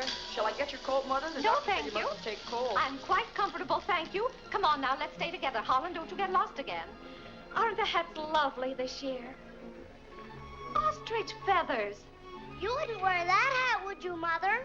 I think that's very pretty. I think they're all pretty. Oh, I do need some pink silk thread. Oh, isn't this applique beautiful? Just arrived from Paris, madam. It's charming. What are you looking for, Mother? Oh, I'm just shopping. I think I'll just take a plain one, but this is the very latest. We've only had them in a few days. Remember, Mother, this is your first day out. You mustn't get too tired. No, I'm saving myself, dear. I have to. Cousin Cora's coming tomorrow. She is? Does Father know about it? Not yet. Is Mary coming too? Yes, dear. Harlan, don't touch things. I'll bet you knew it. No, Look, honest, Mother, I didn't. just like Father's. Not tomorrow. Yes, it is, isn't Aren't it? the sleeves a little long? Exactly Fits well like across the yours. shoulders. Come on now, Harlan. Now, take about my the hand. sleeve. Don't get lost again. Do we have any more of this material? Yes, we do. Dora, Thank you. don't like you to touch things. This one is genuine imitation Dresden. The original design by Duryea. John, isn't this the darlingest thing? It's exactly what I've always wanted. How much is this lovely pug dog? $15, ma'am. $15? Gee whiz, Mother. We could buy a real-life bloodhound for $5. Oh, isn't he perfectly adorable? Oh, I shouldn't. I know I shouldn't. Mrs. Day. Oh, Mrs. Whitehead. How nice to see you. Are you quite recovered? Almost. This is my first day out. We've missed you at the church. You remember Mr. Morley? How do you do, Mrs. How do you Day? do? Mr. Morley preached the Sunday Dr. Lloyd was ill. Oh, yes. I can't tell you how much I enjoyed your sermon. Even my husband enjoyed your sermon. We've just come from the board meeting of the foreign missions. I'm taking Mr. Morley home to lunch. I had to drop in here to pick up a purchase. I won't be a minute. Is your parish in the city? Yes, it's on the outskirts. My church is in Audubon Park. Oh, way up there. Oh, are you acquainted in Audubon Park? No, I don't believe we know a soul there.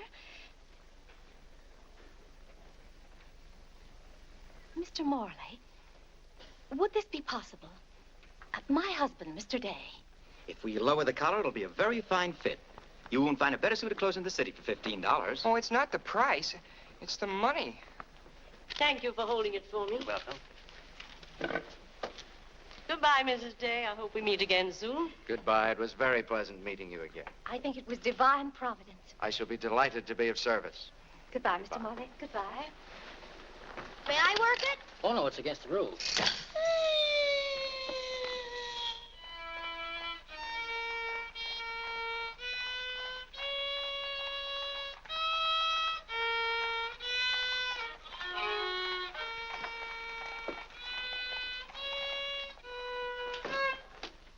Hello.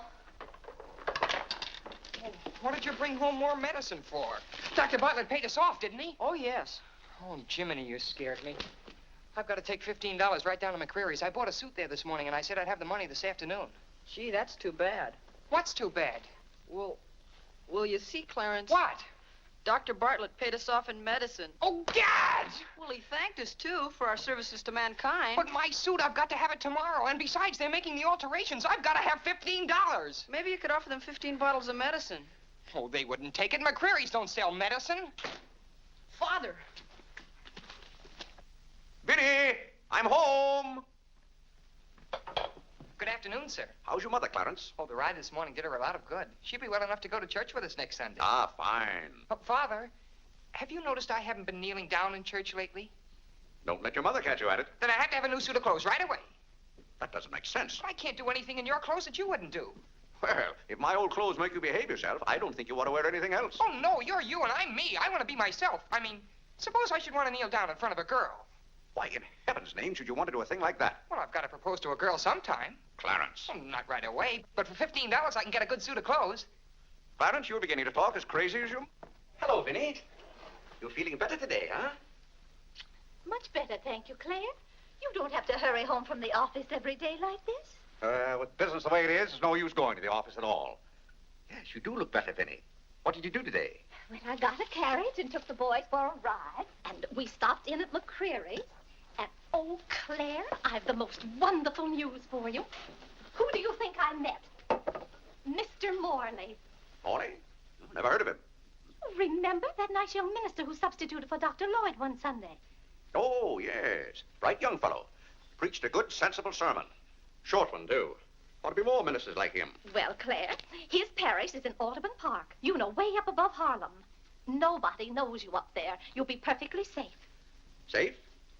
Vinny, what the devil are you talking about? I've gone all over everything with Mr. Morley, and he's agreed to baptize you. Oh, he has. The young whippersnapper. Very nice of him. We can go up there any morning. We don't even have to make an appointment. Who said I was going to be baptized at all?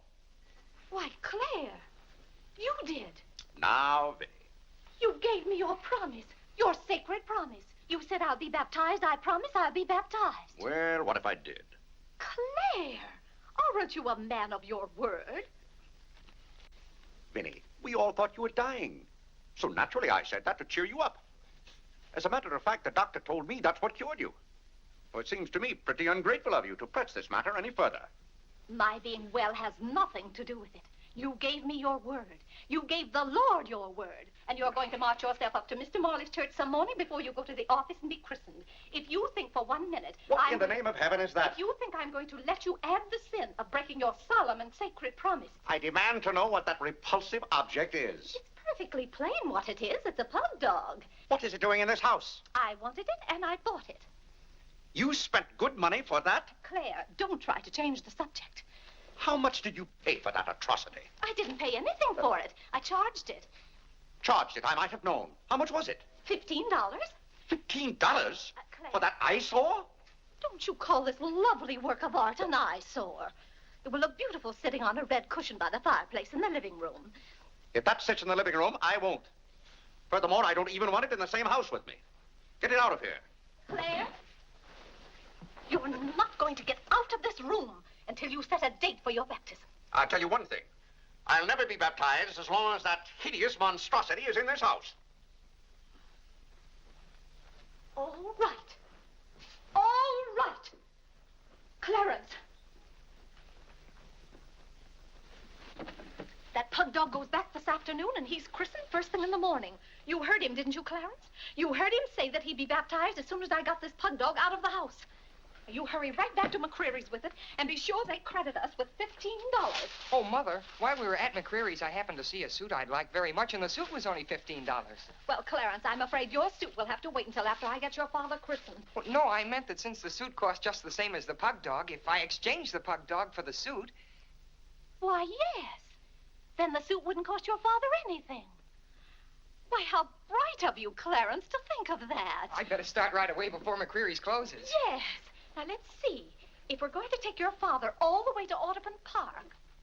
Clarence, on your way back, you stop at the livery stable and tell them to have a cab here at 8 o'clock tomorrow morning. Mother, a cab? Do you think you ought to? We can't walk all the way to Audubon Park. But you know what a cab does to Father. This is a very important occasion. All right. Get one of their best cabs, the kind they use at funerals. Well, those cost $2 an hour, and if Father gets mad... Well, if your father starts to argue in the morning, you remember. Oh, he agreed to it. We both heard him.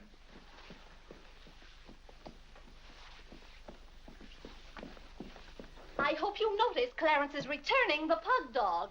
Well, that's a sign you're getting your faculties back. Don't dawdle, Clarence.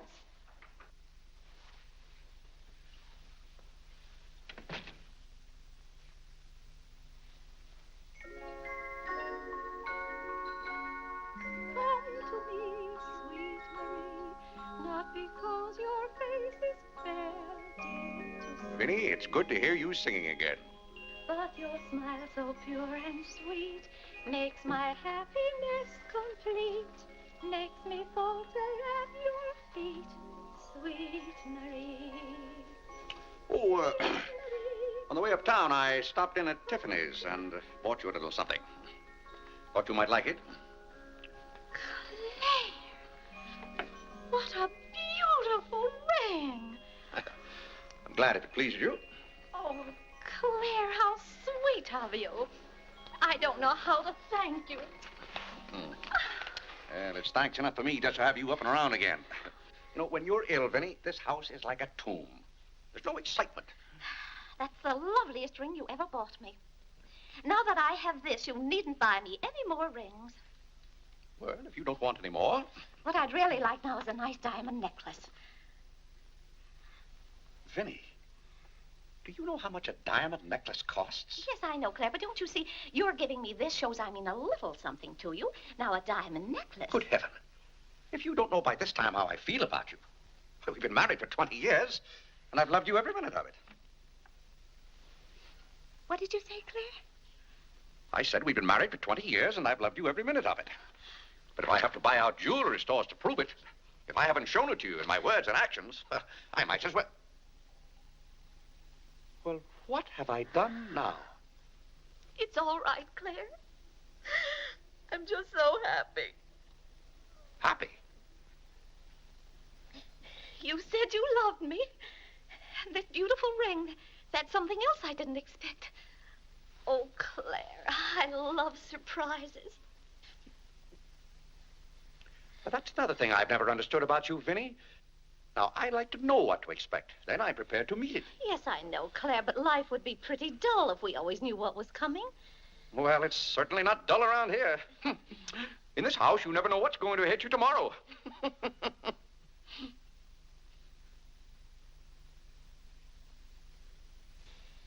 Every daisy in the dell knows my secret, knows it well, and yet I dare not tell thee, sweet Marie, sweet Marie, Sweet Marie, come to me, come to me. Not because your face is fair, love to see. Love to see. Every daisy in the dell knows my secret, knows it well, and yet I dare not tell, sweet Marie.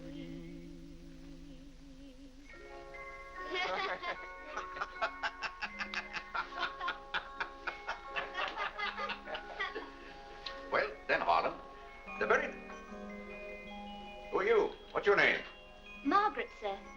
Can't be Margaret. We've got one Margaret in the house. At home, they call me Maggie, sir. All right, Maggie. If her name's Margaret, that's a good sign. Maybe she'll stay a while. Do you know, boys, your mother used to be just the same about cooks as she is about maids. Never could keep them for some reason. Well, one day about 14 years ago. Yes, it was right after you were born, John. My, you were a homely baby.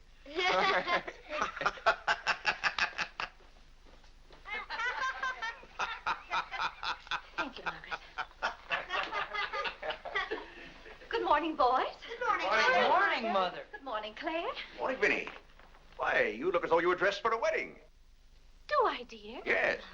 Have a good night? Yes, thank you, Claire. Sit down, Vinnie. Sit down, boys. Oh, thank you, Clarence. Well, seems to me everyone's all dressed up this morning. What's on the program for this fine day? Well, this afternoon, May Lewis's mother is giving a party for everyone in May's dancing class. Harlan's going to that. I don't want to go, Mama. Harlan, don't you want to go to a party and get ice cream and cake? May Lewis always tries to kiss me. When you get a little older, you won't object to girls wanting to kiss you. Will he, Clarence? This is for you, Mr. Day. Where shall I put it? Oh, that's for me, I think. Take it upstairs, Maggie. Wait a minute, Maggie. Bring it here. Let's see it.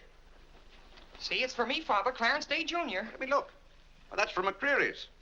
And it's marked charge. What is it? Claire, it's all right. It's nothing for you to worry about. Well, at least I think I should know what's being charged to me. What is it? Claire, stop your fussing. It's a new suit of clothes for Clarence, and it isn't costing you a penny. It's marked charge $15. It's costing me $15. And I told Clarence... Claire, can't you take my word? It isn't costing you a penny. I'd like to have you explain why it isn't. Because Clarence took the pug dog back and got the suit instead. Of course. And they'll charge me $15 for the suit. Nonsense, Claire. We gave them the pug dog for the suit, don't you see? Then they'll charge me $15 for the pug dog. But, Claire, they can't. We haven't got the pug dog. We sent that back. Well... But... Well, now, wait a minute, Vinnie. The suit... There's something wrong with your reasoning. Well, Claire, I'm surprised at you when you're supposed to be so good at figures. It's perfectly clear to me. Vinny, they're going to charge me for one thing or the other. Don't you let them.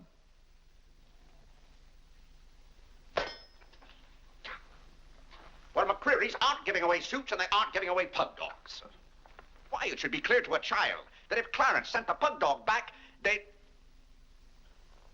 What? I will not have that botanical freak in this room. John, have you been going around this town selling medicine? Yes, Mother. Dog medicine? No, Mother, not dog medicine.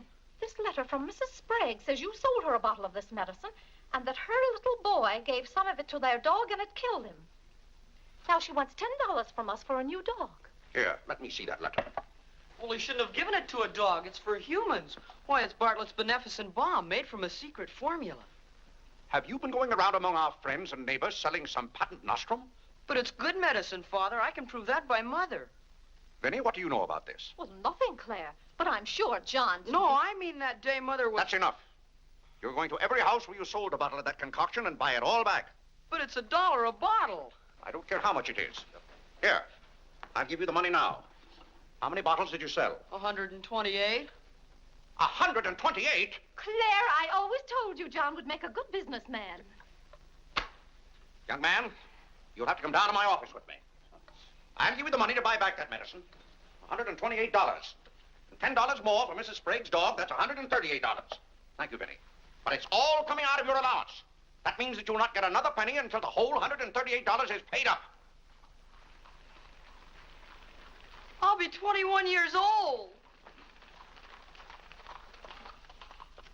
Dog-gad! What's the matter, Claire? What's wrong?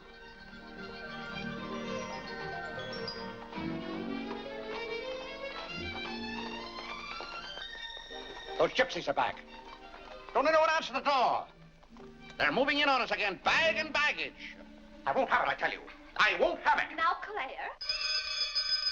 Don't let them in. Claire, hush up. They'll hear you. Tell them to get back in that cab and drive right on to Ohio. As if we could turn our own relatives away. But they're extravagant enough to take cabs when horse cars run right by our door. And now you be quiet and behave yourself. John, come help with the baggage. Why do they always have to pounce on us without any warning? Cora, Mary. Well, it's so good to have you back again. How are you, Vinny? We've been so worried about you. Oh, I'm fine now.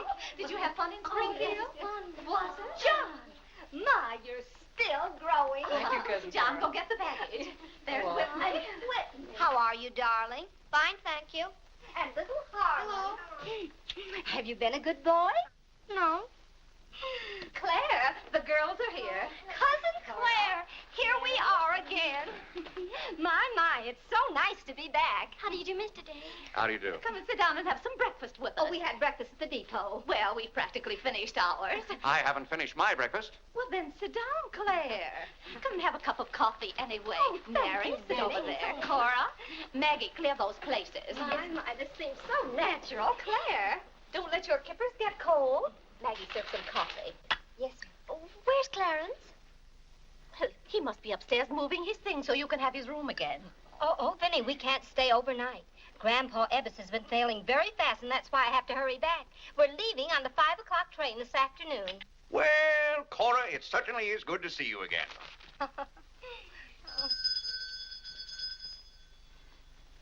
Well, who can that be? Well, this time it can't be another special delivery letter for Clarence. While you were in Springfield, our postman was kept pretty busy.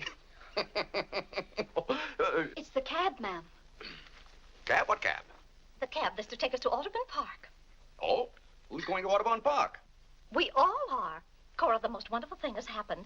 Claire is going to be baptized this morning. Vinny, what are you saying? I'm saying you're going to be baptized this morning. I am not going to be baptized this morning or any other morning. You promised yesterday that as soon as I sent that pug dog back, you'd be baptized. I never said anything remotely like that. Clarence was right there and heard you. That's why I ordered the cab. The cab. Vinny, you send that right back. I'll do nothing of the kind. I'm going to see that you go to heaven. I can't go to heaven in a cab. Well, you can start in a cab. I'm not sure they'll ever let you into heaven, but I know they won't unless you're baptized. They can't keep me out of heaven on a technicality. Claire, stop quibbling. You may as well face it. You've got to make your peace with God. Until you stirred him up, I had no trouble with God. Harlan, Whitney, come get your Sunday hats. Clarence, John. Yes, Mother? Hurry, we're ready to go. Oh, my prayer book. Harlan, come let me fix your tie. Benny, are you mad? Was it your plan that my own children should witness this indignity? Why, Claire, they'll be proud of you. I suppose Harlan is to be my godfather.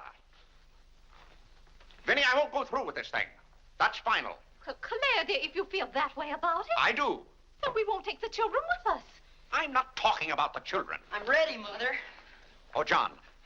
Vinny, I haven't time for anything like that this morning. I've got to take John down to my office with me and give him the money to buy back that dog medicine. But it wasn't dog medicine, sir. Young man, we're starting downtown this minute. You'll do no such thing.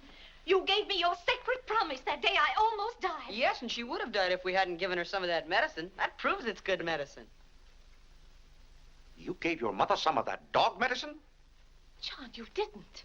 Yes, we did, Mother. We put some in your tea that morning. Oh, John. Do you realize you might have killed your mother? You did kill Mrs. Sprague's dog. John, I'll have to give considerable thought as to how you're to be punished for this. But Claire... No, Vinny. When I think of that day, why, we might have lost you. You're all right now, thank heaven.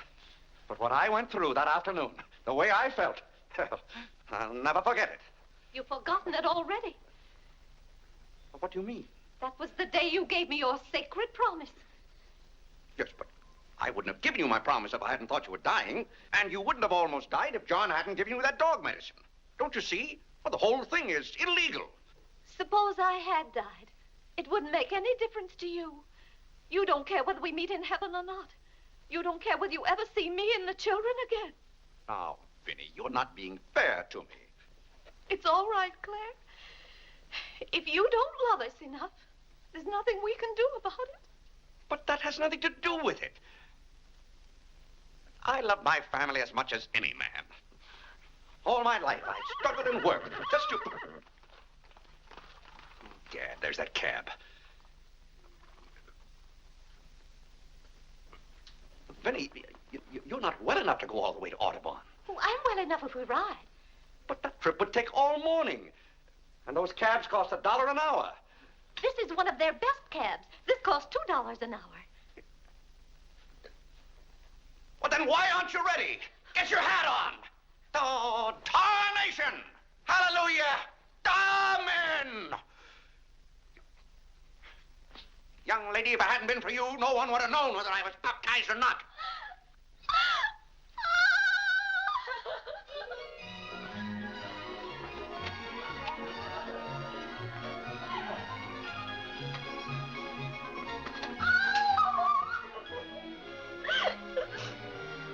Oh, Gad! Good morning, Mr. Day. Going to the office? No.